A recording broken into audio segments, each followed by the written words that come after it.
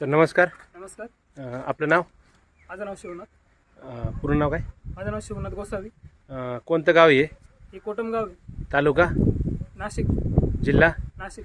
आता आपण जे वॉटर कंडिशनर बसवलं हे कोणत्या कंपनीचं आहे? हे जलदूतचं आहे. आपण कुठून मागवलं सर? हे हे पिंपरी चिंचवड पुण्यावरून आलं. पुण्यावरून मागवलं. हडपसर पुण्यावरून मागवलं. हडपसर पुण्यावरून आलं. हां, हे आपल्याला कसं कळालं? आपल्याला कसं कळालं याची माहिती?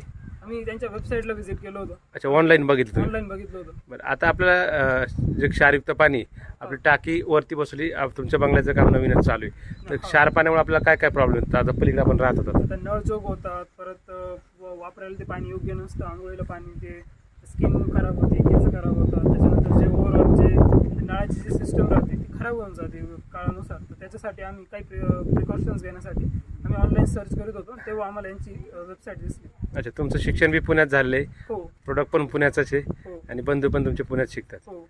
तर तुम्हाला ही माहिती ऑनलाईन मिळाली? हो. चालेल सर. Okay, thank you. धन्यवाद.